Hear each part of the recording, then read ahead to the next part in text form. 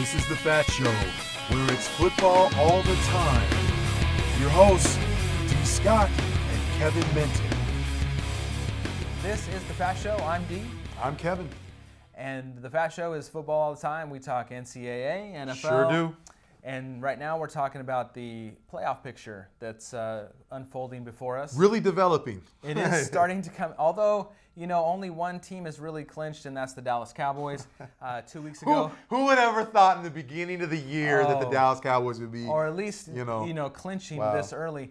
They clinched actually 2 weeks ago, and then this last weekend, they lost to the Giants again. There are only 2 losses of the year coming to the Giants. It just seems like the Giants have their number. Is that the Achilles heel? It might be, and you just hope, I guess, if you're a Cowboys fan, that you don't meet up with the Giants in the playoffs, because that could spell doom. Now, the Dallas Cowboys, you like the Dallas Cowboys. What was the issue with Dak Prescott and Ezekiel Elliott? What happened? Well, Zeke got his yards, and, there was one touchdown pass, wide open. Williams, number 83, just wide open. Nobody was really on him. So that was the score. Dan Bailey missed a 55-yarder. Whoa. Catch that. Dan Bailey missed a field goal? He missed a field goal. Oh, okay. He's still one of the top 2 in NFL history currently. But, interesting fact about that is, earlier during warm-ups, right, he was nailing them. He judged his limit at 54 yards. Wow. And wow. he hit the crossbar. So the guy is precise. He knows what he's doing. I mean, he said, with these conditions, of course it was cold. Right. It dropped some snow earlier in the day. That's true. Can affect it. And so, the ball. Yeah. So he said, you know what? Today I'm at 54 yards. And if he was at 54 yards, that thing would have went in. What? I would rather him miss a field goal now than I would in the playoffs. Well, okay, sure. let's be clear about that. But, Dak Prescott had his worst game of the season. That's saying abysmal. something. Yeah. That's saying something. And you don't want to criticize him right now too much. It's okay for him to have a game or two that is not so good when you run off 11 straight, which had never happened in Cowboys history in one season. There were several factors. The cold, you saw on one play where Des Bryant slipped, and that led to an interception. There's a lot that goes into, there's no excuses. You had your chances. You had a couple of fumbles from, some strip sacks that, on Eli. You had your chances. You had a couple of interceptions that were almost by Barry Church. Just, he's got that cast on. He's, said some of it was, the ball's hitting his cast and it's not really being able to corral and the it's ball. Cold. And it's the cold, ball's sure. hitting the cast. So, right. There's no excuses. I think, all intents and purposes after the game, you've got these guys that are saying, we would love to play these guys in the playoffs. Oh, I'm sure. We can beat them. I'm sure. You put them in Texas Stadium, or, Texas Stadium now is AT&T Stadium. Yeah. But in their home field, I think they've got this. It's the thing about it's a different element. I mean, anytime you get a situation where there's snow, rain, wind, all those things, and especially we've talked about. I mean, you look at the football, the pigskin itself, and when you're talking about lower temperatures, that ball, it changes things. Sure, and it's cold, and you got your hands. Right. You're trying to keep warm. And it wasn't that cold, but there was some slipping that on the turf, and a lot of that could be what cleats are you wearing out there? Who knows? Plays a part. Right. Who knows what all Sure. went into that? But it just wasn't. It was a bad game, and it wasn't the Cowboys' night. That wasn't their night. And it's good to have that now, if you're going to choose, than the playoffs. Mm-hmm. But you do want to have that home field advantage, and that's what they were playing for. Is not only the NFC East title that would have been theirs had they won that game, but home field advantage throughout the playoffs, because you don't want to go to New York. Mm-mm. You don't want, and if it happens that the Cowboys could lose a couple more games and the Giants keep winning, it could flip-flop and the Giants could win that division. Well, let me tell you, D, what I was surprised about was the fact that they'd only put up 7 points. Yeah. I mean, you think about this tandem of Ezekiel Elliott and Dak Prescott, that, really, if I had to give him MVP, I'd be giving it to both of them. Yeah. Or the offensive line, So, I mean, that's true. But I think, again, when you only look at them only scoring 7 points, it's a little concerning. Well, from that standpoint, listen, Jason Garrett, Tony Romo, that offensive line. The Giants have a fantastic defense. Okay. They didn't have JPP, Jason Right. Pierre-Paul. Right. He had hernia surgery. Okay. So he was out for that game. But, you look at the number of targets that Des Bryant had he had 7 targets. Okay. 5 were incomplete. 2 led to interceptions. This is Janoris Jenkins all over this guy. I mean, Janoris Jenkins had the game of his life.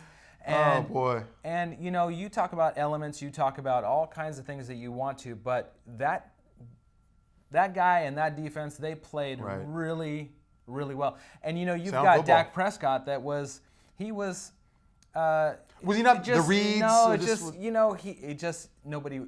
It was a lot of things, I think. When you have a 24 quarterback rating, everything went wrong. Right. Everything went wrong. You had one touchdown pass. It was a great play, fooled everybody. And by the way, on that play, this was a beautiful play. If you see this play on a replay, this is Dak Prescott faking the toss to Ezekiel Elliott then going the other way, and a wide open Williams for the touchdown. Wow. But anyway, so they're still, obviously they're in the playoffs.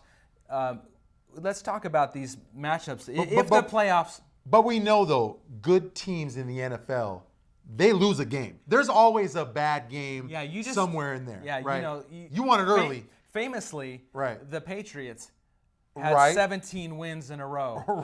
18 wins in a row.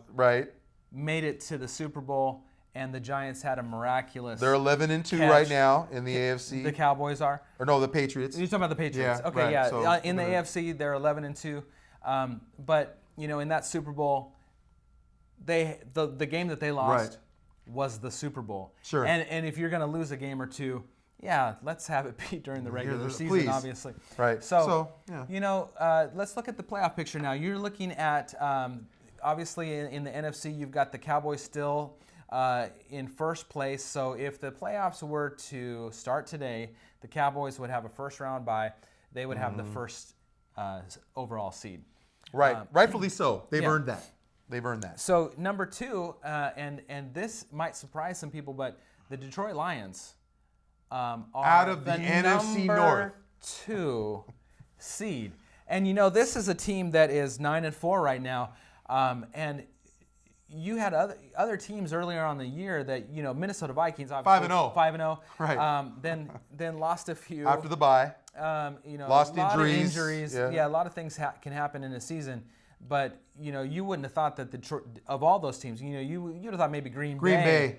Yeah. Yeah. Obviously the Aaron bottom Rodgers. of that division is the Bears. Well, interestingly, the NFC North has been. It's been a carnage of basically these teams beating up on each other. Somebody's got to win. Detroit would beat Minnesota. Minnesota beat Green Bay. Chicago beat Minnesota. I mean, so it's just carnage within that division.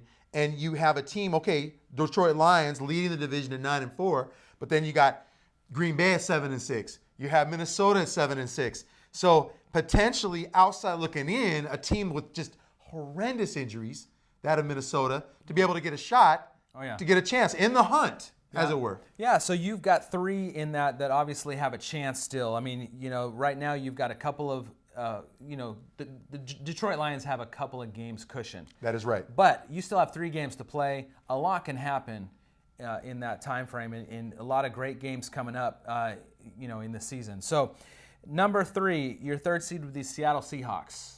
Wow. Still, they're not what they used to be, but they're still a fantastic team. And, they still have that home field. So right now, if the playoffs were to start, the Buccaneers would travel to Seattle, and nobody wants to play in Seattle. Oh, that place is loud. Oh, yeah. Intense. And when you have Russell Wilson as a quarterback, you can't count that team out. Yeah. This defense is not what it used to be. Let's be very clear here. And you've lost some key pieces. You have Cam Chancellor, Earl Thomas. I think you've lost. You lost him. But you have the mouth from the West, or Mr. Sherman. So you have that guy in as a defensive back there, chawing at the bit, trying to create some kind of turnover or whatever. But this defense isn't the Legion of Boom defense that we're used to seeing. No, but good defense and good a good enough offense. I think so you put those together, and then you put in the 12th man up there in Seattle, and you pretty much think probably a Seahawks win. It's going to take if the playoffs ended today, the Buccaneers are going to have to play their hearts out to get a win up in Seattle. So.